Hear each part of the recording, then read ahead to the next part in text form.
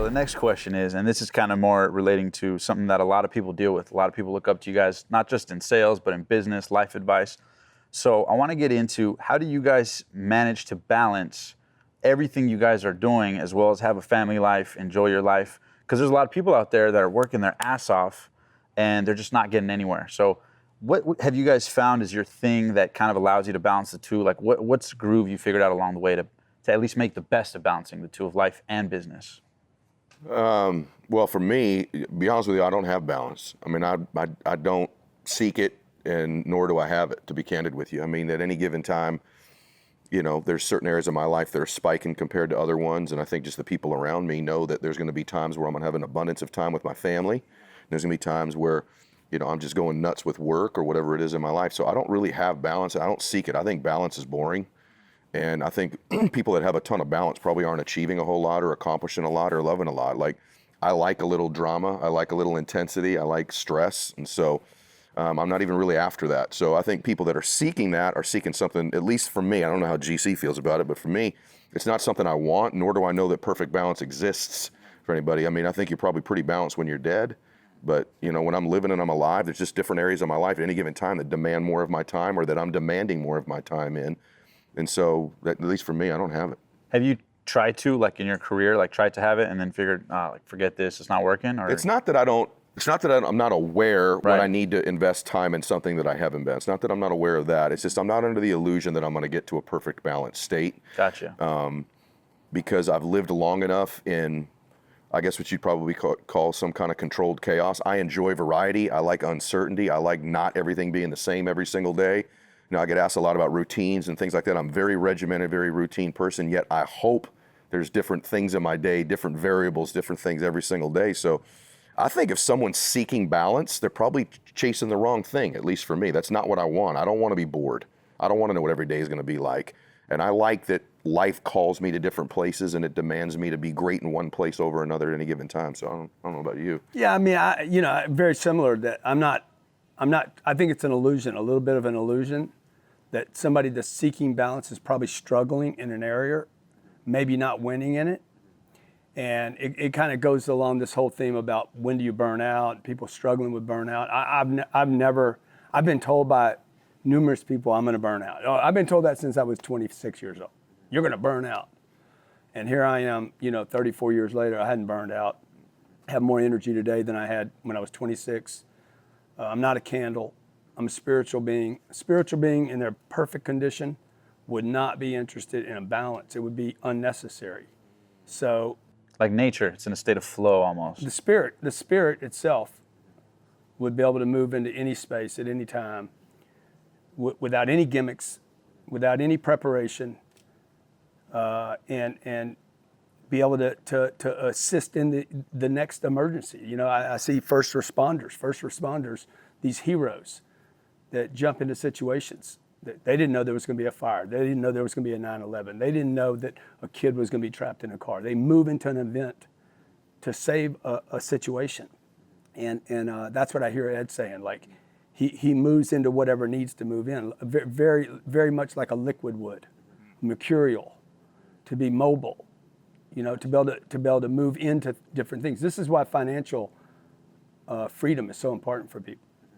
And it's why cash flow is so important, so that people can move to their parents and help them, move to a kid in their community that needs help. And that's why I push that money message so much, because when you have enough money, balance is not what you're seeking. Contribution and charity. That's 100%. So, I talk about maxing out all the time. Just the concept of I have to have balance, really what the embedded message in there is like, so I have to shortchange one area so that I can do something in another area, right? As if something has to be sacrificed for the betterment of another area. And that's somebody who's coming from a place of lack, who thinks that there's limitations in different areas of life. And so I completely agree with you. And especially when you come from a place, I love that you said that, man. Like, you come from a place of contribution. That's not an area at any time I want any balance in. I want to see how far I can max it, how many people I can help, how many people I can reach, how many people I can serve. We're doing this on a Sunday night. Mm-hmm. I worked all weekend. He spoke yesterday at an event, right? Had another event today. Another one right before this thing, right? And we'll both be cranking tomorrow too. So I hope tomorrow's on the not Lord's balanced. Day, by the way. I'm working on the Lord's Day.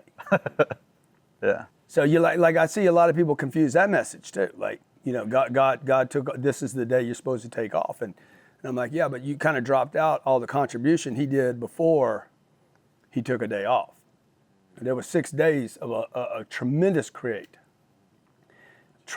amounts of create, like endless amounts, from butterflies to mountaintops to lakes to oceans to man and animals and everything, right? And then he's like, I think I'm good now. I'm gonna take a day off. Yeah, But after he did all that. Yeah, and by the way, neither one of us, I think it's important for people to know this too. Like, we're not just talking about work. Right. I mean, I was at church this morning. I was at breakfast with my kids this morning. So it's not that, that lack of balance means you're just this crazy working person.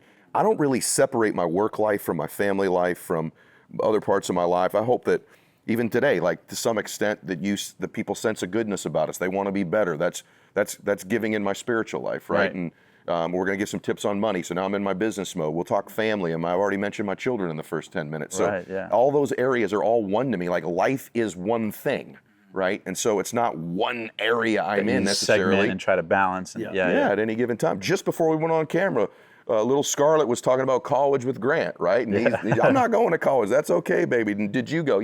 So it's all one thing all the time. Earlier when we were over here talking about different things, Grant said, you listen to Eddie. And when I was talking about different business things. And so that was family time and business time. So was that balance? Probably, but they're not one area over the other. Gotcha. Oh, it makes total sense. So the next question that someone asked is, what's the worst piece of advice you've ever gotten in your career, and what's the best piece of advice that you're glad someone told you early on in your career, both of you guys? So best and worst piece of advice you've ever received. Worst piece of advice I was ever given was bigger's not better. A guy busted out. Okay, you got to know the source of the information and where that individual is coming from. He had some losses. He tried to scale big, and he got spanked, and had to file bankruptcy. So when I was starting to scale my thing up, he's like, Grant, remember, bigger's not better. He's got a chip on his shoulder kind of thing. Well, that was his. When a person has a loss, what they do is they try to figure out, why did I have that loss? So everybody does it. Every race does it. Every religion does it. Every person does it. I had a loss, and you're going to go into calculation. Why did I have that loss? Oh, I went big too fast. Typically, the vacuum is filled up with the wrong data. So the calculation for him was, I went big. No, you went big and quit. Because Walt Disney went big, got spanked, went big again, got spanked, went big again, whoosh, created Disneyland. So worst piece of advice I was ever given was go big. Best piece was my mother saying, hey, the best investment you will ever make is in yourself. Uneducated, 4'11", little Sicilian woman. She's like, Grant, the best investment you will ever make is in you. How old were you at that time? I had to be 25, 26 years old. And you, when you heard it first, you kind of internalized it, or you kind of like brushed it off and then internalized it later? Yeah, probably. No, it hit me. Like, truth, when truth hits you. Gosh, that's true. When truth hits you, like, it hits. I had a guy the other day ask me for some advice. Okay, these people that ask for advice, I know you know them. Yeah. You give it to them and they don't do it. Yeah. He knew it was true. It hit him. He's like, I know that's right. And then he went and did something different. And this is a big mistake people make, man. The best things that have happened to me did not require any more thought. The best decisions I've made in my life were instant. So like my wife and I, like when I've decided to buy something, I go buy it. I don't check with her because that adds thought. It adds time. And this is another bad piece of advice I was given. Like, take time, think about it. Don't move too fast. Take baby steps. You don't know, nobody on this planet ever took baby steps. They went fast. And the faster you can go, my plane is safest when it's up in the air. When it's landing, slowing down, it's in trouble. When it's taking off, it's at risk. That's interesting. At flight, at full speed, it's almost the safest. Dude, that thing wants to fly, and people are being conditioned to slow down, think about it, take your time, take a drug. I was put on lithium when I was 29 years old because the psychologist thought I needed to slow down. She was scared of speed. I wasn't. And at that time, were you doing well? financially? Yeah, or I was doing great, but everybody was saying, hey, you're doing too much of this and you're doing too much of that and you're going to burn and you're going to do this. And people were worried about me around me that were going slow. I was vibrating faster than they were. But a hummingbird vibrates. Bumblebees vibrate, right? They do things that are impossible. So you don't want to slow down and you want to move with speed and certainty. That means people need to know what they're doing. If I know what I'm doing, that's why confident people, Tiger won today. Tiger won today. He's been fighting, man, been efforting. 10 years he hadn't had a win. He won today. That guy moves with speed and certainty. You know, winners move with speed and certainty because they practice, they train, they educate. Has that ever burned you though? I'm sure early on in your career when you started applying Do I look like I'm burning, man? that. Now, nah. No, But I'm when sure I along the way. burn, when I burn, it's when I'm doing stuff that's not in line with what my purpose is. When I'm tired, when I'm exhausted, when I'm doing stuff that's just not making, it's not feeding where I'm going, where I'm supposed to go as a being. Where the juice ain't worth the squeeze almost. Yeah. Yeah. Gotcha. How about you, Ed? Ironically, my good advice was identical from my dad, about the same age. That's really incredible, man. And it's, you just said something, I just want to acknowledge it. Like when he said to me, my dad said to me, the best investment you're ever going to make is going to be in yourself. And right when he said it, I knew it was true. I didn't debate it. I knew he was right. My dad's my best friend to this day. He's in his 70s now, and he still tells me that. He'll still remind me of that to this day. I'm 47 years old, had a little bit of, some beginnings of some success in my life, and my dad still will remind me of that one lesson. And so I'll tell you the other thing too. Most of the best advice that I've been given was solicited too, not unsolicited. And so I get a lot of bad unsolicited advice from people when they're projecting onto me their own insecurities, their own limitations, their own weaknesses. Right. And the reason that that's important for everybody to know is that when I ask for advice, I ask it from a place of certainty and expectation I'm going to win.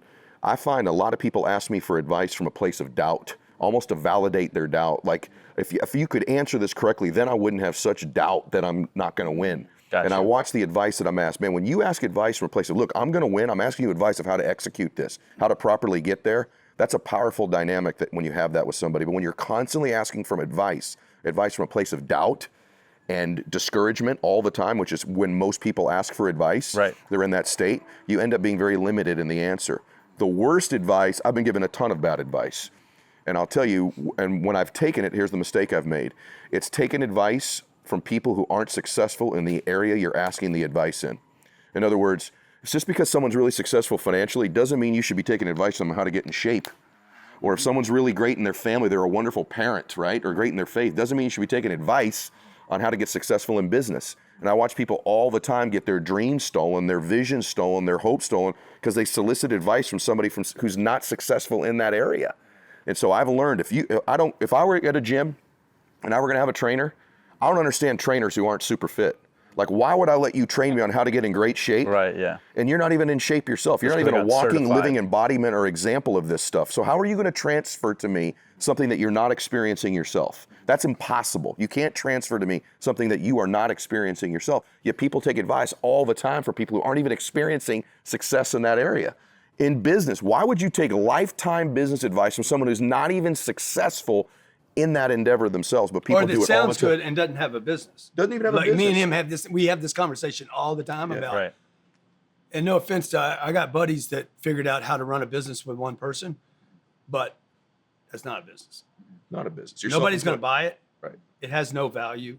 It produces money, might be a lifestyle, but that's not a business. So again, what Ed's saying is you got to look, people need to study the source of the data they're getting, particularly now, today with data can come everywhere. Like, people have too many mentors today. Yes. I need a mentor. No, but bro, you need to get rid of mentors. Everyone is a mentor. Right. You're getting advice from your brother, your cousin, the tabloids. Like, what data is real and what's not? Most of the data is wrong because it's not coming from a source of experience, and that's what he's saying. Yeah, I think that's also true, and I don't mean this with any disrespect to anybody, but social media's got a lot of great strengths. Right. One of the real weaknesses is that you're really getting advice often from people who sound really good on their 19th take on the video they've made. Right, right. But if you were to look behind the scenes, what kind of a company do they run? What kind of a life do they have? What kind of net worth do they have?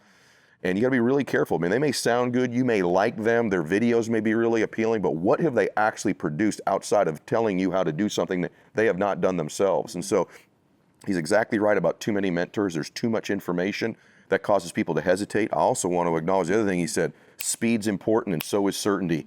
Look, I've made a whole bunch of mediocre decisions that I've executed with intensity and passion and made them win.